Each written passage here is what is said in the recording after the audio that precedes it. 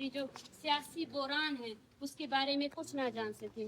हम आपसे मुखातिब हैं और इस वक्त हमारी तहरीक को 60 दिन का अरसा मुकम्मल होने वाला है। अगर आप सब जानना चाहते हैं कि पाकिस्तान और इसकी स्टेट फोर्सेस बलूचिस्तान में क्या कर रही है, आप शुरू दिन से इस तहरीक को पढ़ें कि किस तरह एक पुरअमन तहरीक जिसकी तादाद हम औरतें हैं और उसमें बच्चे भी शामिल हैं, उसको कैसे एक टेरराइज नैरेटिव के ज़रिए उन सबको दहशतगर्द करार दिया जा रहा है। और पूरी स्टेट की मशीनरी जो इन्वेस्टिगेटिव जर्नलिस्ट थे जिनको इन्वेस्टिगेट करना चाहिए था, वो भी स्टेट नैरेटिव को लेकर जा रहे हैं आगे।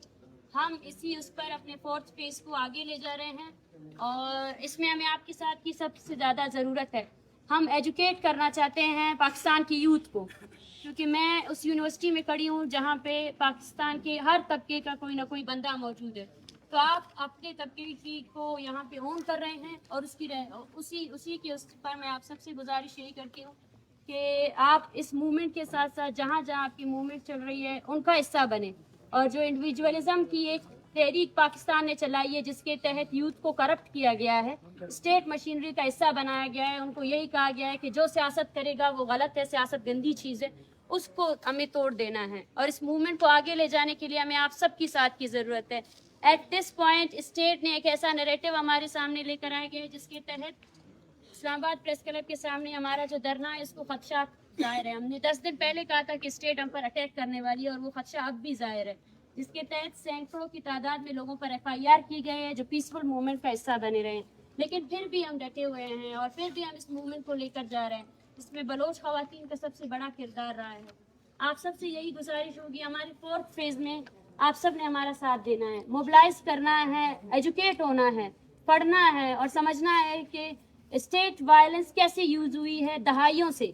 स्टेट ने थ्रू वायलेंस जो है ना कैसे एक खौफ का माहौल पैदा किया है। स्टेट ने थ्रू वायलेंस कैसे जस्टिफाई किया है इन्फोर्स डिसअपेरेंसेस को। स्टेट ने थ्रू वायलेंस जो है ना कैसे जस्टिफाई किया है एक्स्ट्रा जुडिशल किलिंग्स को। और इसी स्टेट के चलते हुए बलोच जो है ना, बलोच हो, पश्तून हो, सिंधी हो, गिलगित हो, वहाँ पर आम जो पीसफुल मूवमेंट्स हैं उनको भी खदशात लाग गए।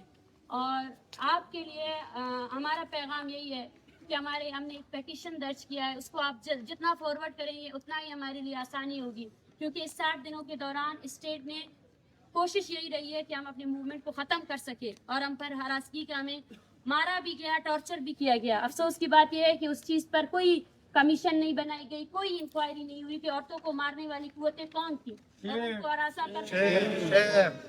और आज मुझ समेत मेरी तहरीक के हर खवातीन कारकुन को हरासा किया जा रहा है, हमारे खिलाफ FIRs लगाए गए हैं। हम यहाँ रुकने वाले नहीं हैं। मैं समझती हूँ कि अगर इस तहरीक में हमें कुछ भी नुकसान पहुँचा तो आप हमारे हम आवाज़ ज़रूर बनेंगे और आगे भी इस मूवमेंट का उसी तरह साथ देंगे जिस तरह आपने साथ दिया है।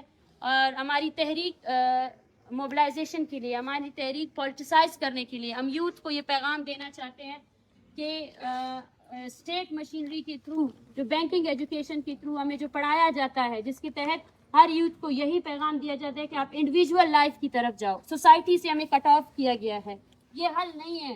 सबसे बड़ा किरदार हमें और आपको अदा करना है।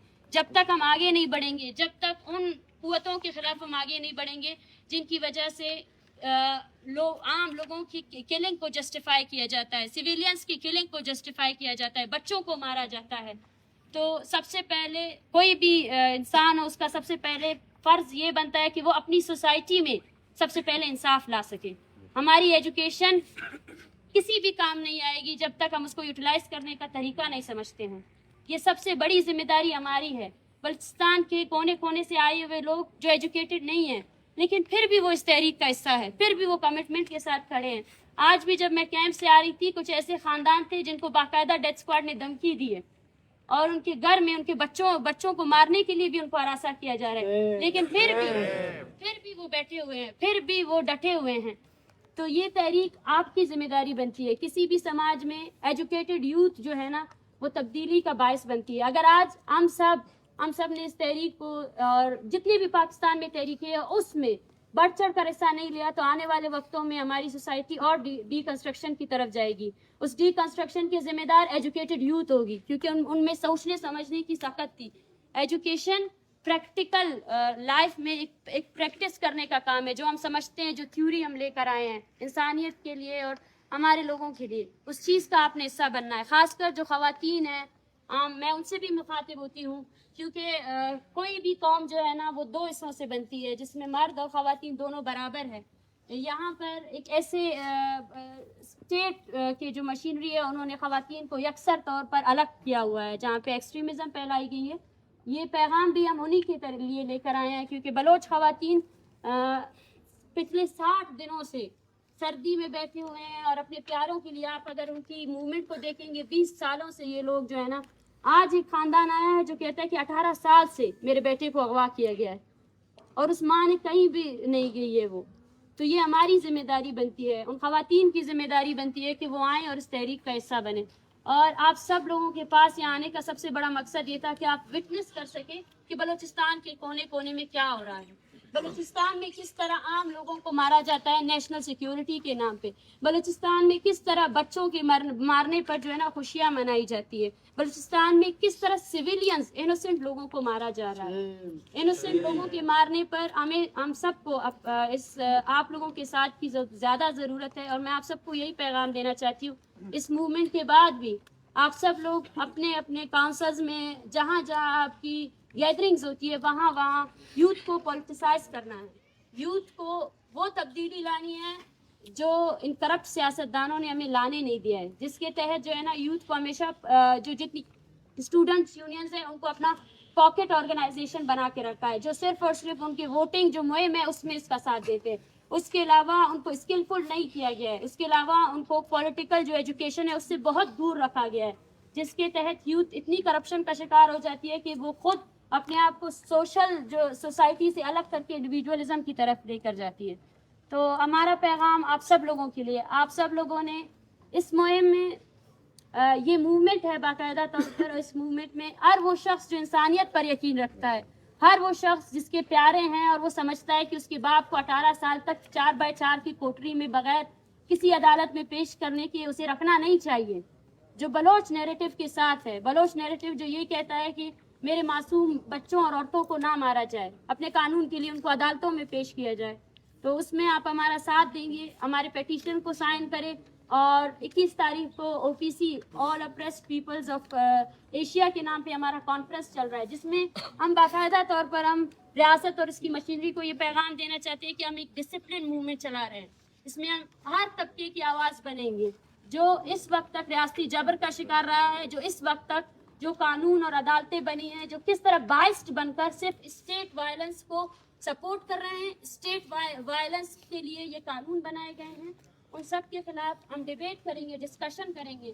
ہم ایجوکیٹ کرنا چاہتے ہیں بنیادی طور پر, ہم چاہتے ہیں کہ آپ سب جس کمیونٹی سے تعلق رکھتا ہے وہ اپنے علاقے میں ہونے والے سیاسی تحریک کا حصہ بنے, سوچے سمجھے. ہماری ایجوکیشن صرف کورس کی تعلیم حاصل کرنا نہیں ہے, آپ جب تک سوسائٹی میں ہونے والے سب سے بڑی چینج جو آ رہا ہے اس میں اپنا حصہ نہیں ڈالیں گے تو یہ تمام ایجوکیشن میرے خیال سے ایک فالتو ایجوکیشن ہوگی.